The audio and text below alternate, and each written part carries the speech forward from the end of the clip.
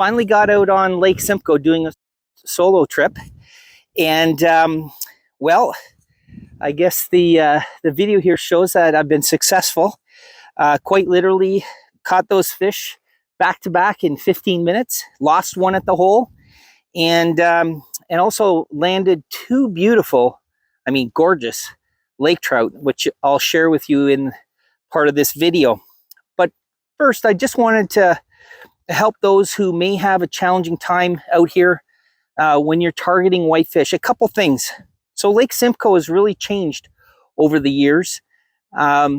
We know that in the past, the whitefish were more deeper body, water body feeding fish. So, you know, 50, 60, 70, 80, 100 plus feet of water. And I'm talking 20 years ago when you use a spreader and a minnow, put salties down. Things have really changed. With the introduction of round goby, this lake has transformed into something quite different. And it's also influenced fish species like whitefish to change their approach to feeding and where they inhabit and where they feed and move around. And unlike, like lake trout and the jumbo perch here on Lake Simcoe, whitefish have really tuned in to goby. And you ask any angler out here, goby is really the way to go. But there's a couple little tricks. One is where you fish. So I always like to stay away from the crowds. And because whitefish have changed where they eat, and I can tell you, where there are goby, there are whitefish, there are laker, there are burbot, there are perch. And in this particular location, I'm in about 36 feet of water, which is actually quite deep for what I typically fish when I target whitefish. I'm usually anywhere from 18 to this depth of water. And the reason is, generally speaking, around that depth of water, you're going to find boulders and rubble. And that's what round goby like to hide in. It's also places where zebra mussels and other forms of shell type organisms are located, and that's something that round goby do feed on actively. In fact, you may not know, but in the Great Lakes region, if you have zebra mussels, that is the #1 food source for round goby. And for round goby, smallmouth bass has become the #1 food source. They've done studies showing that up to 73% of smallmouth bass stomach contents, on average, consisted or contained round goby. And that trend is moving forward with walleye, lake trout, whitefish. A lot of fish are changing because round goby are pretty easy to find. They don't have a swim bladder, so they're always tucked to the ground. They don't really have any way to scurry up vertically, diagonally. They've got one movement, horizontal, hopping along the bottom with a quick shooting action. And that's really it, which makes it really easy for predator species to snatch them up off the bottom. And because they're prolific, there's literally millions of them in every water body they exist. So it's really an easy meal. Now, Grumpy Baits has been really founded. I started this company because I recognized that round goby really will be taking over the Great Lakes and have already, and they'll continue to do that on the inland lakes and rivers as well. The Mississippi, for example, is polluted with them, and it will just continue. Good or bad, the fact is that as an angler, I want to make sure that we're producing baits that you use, that you catch fish with and continue to catch fish with. And so what I'm going to recommend you do if you are struggling out here with whitefish is you give our round goby and grubbies a try. This is our typical setup. Hopefully you can see it. I'll just move a little closer. Our round goby is 2.6 inches. I just put it on either they call it a worm jig or a Ned jig or a round jig. We actually custom make these with a specialized hook so that it fits that exact bait the way you see it. That hook comes between the two dorsal fins. And this bait right here, and then we've got that hooked up. This is a 1/8 ounce jig. Even though I'm in 36 feet of water and there's current out here, it's still the perfect weight because it doesn't thump the bottom. It just nicely settles on the bottom. Just above it, about 12 inches, I've got a grubby. This is our mini grubby. It's 2.25 inches. It's a hybrid. So if you look at it, it actually has very similar goby head. And hopefully this mic is working because it's quite windy out here. It's got a goby head. It's got a grub body. So you can see all the ribs in that body. It gives this bait incredible up and downward and side to side action. And the paddle tail really catches the water so that you get a beautiful fluid movement when you're jigging this bait. Now, so tip number one, first of all, find an area that's below, let's say 40 feet here on Lake Simcoe. You're going to get fish, whitefish in deeper water, no question about it. But the numbers show around those shallow areas, you're going to find a lot of active whitefish. They're looking for round goby. And so location, number one tip, stay away from crowds if you can, making sure to be on safe ice. Tip number two, use a goby bait. Soft plastic goby baits offer an incredible option for fish. Not only can we create some super realistic colors, this is the Lake Simcoe goby color. We have the Great Lakes color. We have Lake St. Clair color. We've got numerous realistic and reactive colors. Not only can we make them look super realistic in terms of coloration, we inject these with salt and scent. And some of them we call quad fusion. We have UV and also glow powder infused into the bait. Now, this one has salt and scent. It's a custom goby scent that we manufacture. And this, this particular bait is exactly what we've been catching all these whitefish and lakers on. It's very small, but it does the job. And we do have, on top of this, like I had mentioned, this is our mini grubby. We have a micro grubby as well. It's 2 inches. Today I'm just opting for just the larger size because they are hitting quite well. And you see there, it's about 12 inches separation from bottom to top. So tip number two, use a soft plastic goby bait. They will last for a long time. I've caught 6 fish on this today. And guess what? It's perfectly fine. Now, one more tip about these plastic goby baits. Okay, we're sitting on the ice right now, hammering whitefish. We're hammering lake trout. When this ice is gone, you're going to see how well these baits do for perch. Fast forward spring, summer, fall, open water season. These baits work all year round. Smallmouth bass love these. Walleye love these. You never have to put these soft plastic goby baits away. So in terms of investment, you have a great investment in the soft plastic goby baits. Now, one thing to keep in mind when we design our goby baits, we make sure they're anatomically correct. So you'll see here, this tail is vertically oriented. It's not flat like this.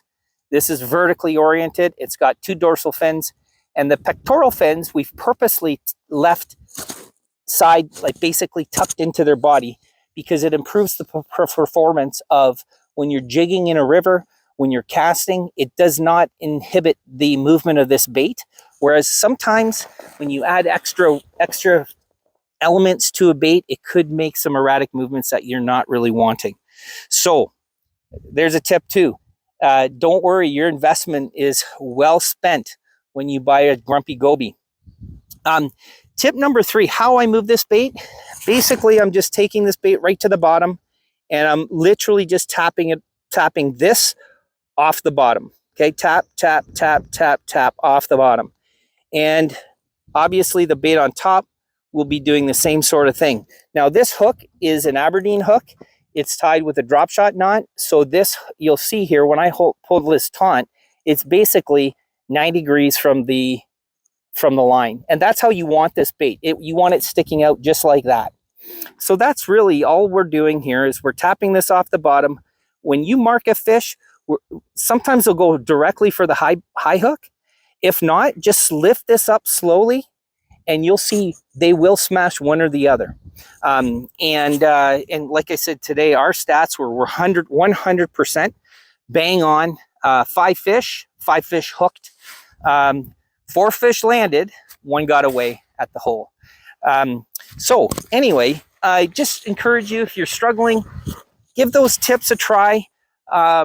If you're looking for grumpy baits, you can definitely get them from grumpybaits.com. We do offer online shopping, but I do highly recommend you visit the local stores here. We have in Aurelia, Tremblay's Tackle Box, and in Innisfil, we have the Sugar Addict. Both carry our goby baits. So please support local, and if you have any questions, just send me an email, info@grumpybaits.com. Other than that, remember, if the fish ain't biting, don't get mad, get grumpy.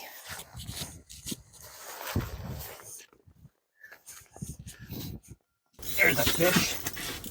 There's a fish. That was hilarious. I'm not gonna lie, my drag's not set properly. I didn't even, that fish was, it didn't even, I wasn't even jigging it. It was dead sticking. This is great. First whitey on of the year, and I was just playing around with my GoPro when this thing hit. Unbelievable. Oh yeah. Oh, there he goes.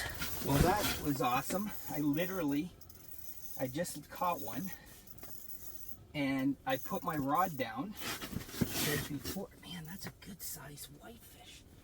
These are great size whitefish. Holy Mackinaw. He's going crazy.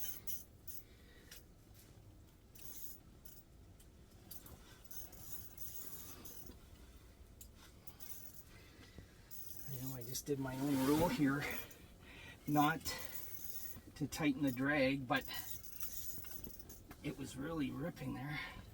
I did put 8-pound test on it, but it is actually quite a nice fish. Wow, what a good quality fish. Whoa, whoa, whoa. There we go, on the high hook again. There we go. There's another one. Number 3. Oh, this feels a little different. I wonder if this is a ling. I think this might be a ling or a lake trout. It's certainly fighting different than the whites.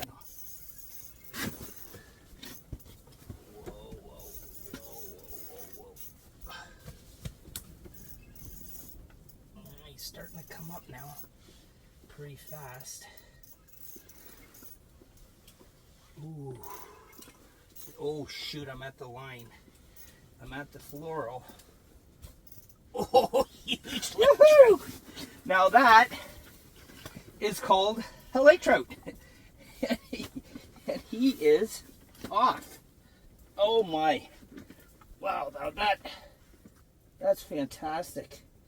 The old maker a laker. Look at that puppy.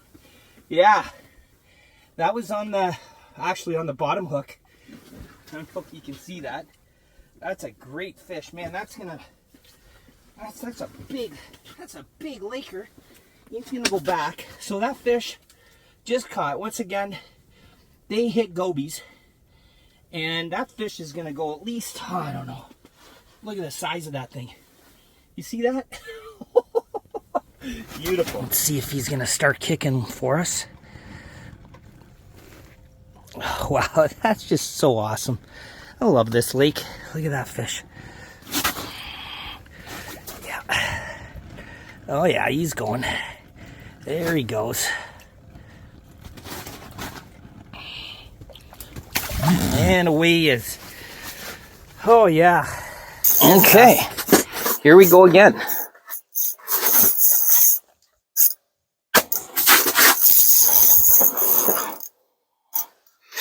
I have no idea what this fish is. Wow, this has been just an incredible day. Wow. Just incredible. And I think he's snagged up because he's not. Oh. Now this is fighting more like a burbot. I have no clue. Okay, this is incredible. I got another fish I have another fish following this fish. Wow. That's got to be another Laker.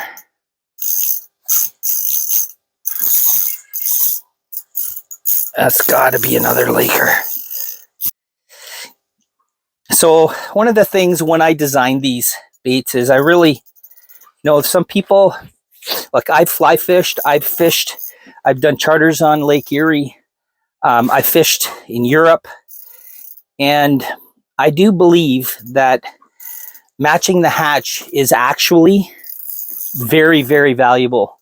Not saying you always have to match the hatch, but when fish are very finicky, they're in clear water conditions, they're in a negative state, I think you're going to have a much harder time catching a fish using some type of reactive or attractant. And the fact is that when I create grumpy baits, I try to bring elements of what fish are eating into the bait design, and especially the coloration. The coloration, I feel, is a very, very important part of the bait design process. Okay, here we are. Oh yeah, another Laker. Oh yeah, he hit the bottom hook, the round goby, 100%. There he is. Hello, Mr. Laker. Don't get caught up on that high hook, please, because that usually happens. There he is. Another lake, nice, beautiful lake trout.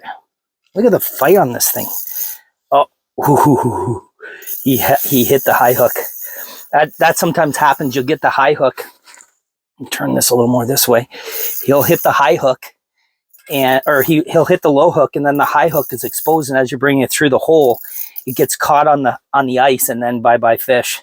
So that's one. Okay, I got it through. No, he's not ready, but he's getting close to being ready. I can tell you that. Here's the high hook. Okay, I need your head this way, buddy. Nope, he's not ready. Maybe he is. Come on, Laker. Let's see what you can do. Missed. Oh, another good fish. Holy. That's a great fish. Wow. No. Oh, just about. Okay, here we go. There we go. Look at that. Another Laker. Another Laker. He hit. You can see he hit that round goby, Lake Simcoe color. Guess what? Okay, I just had a fish come by.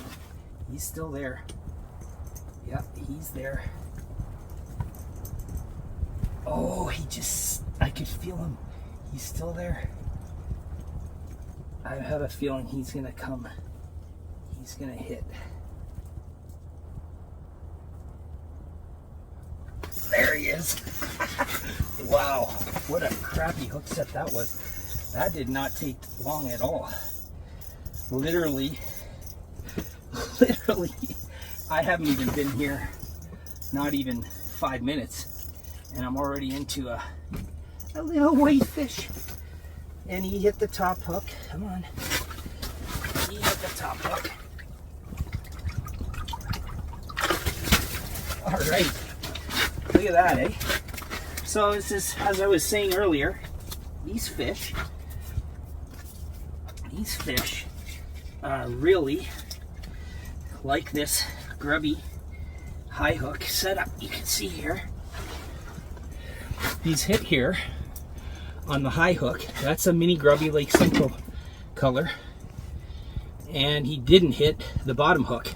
So it's all about, you know, trying different things, but consistently that setup works. So fish right away.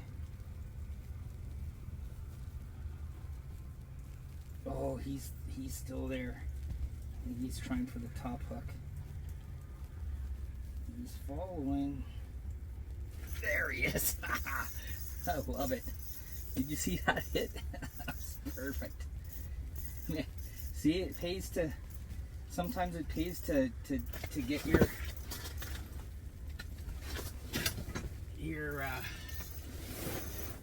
your equipment done up properly. Oh wow, that's actually a really nice whitey.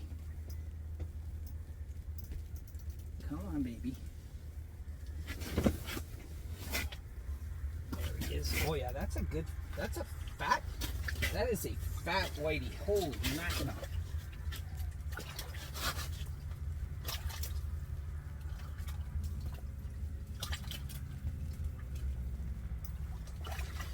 Oh yeah.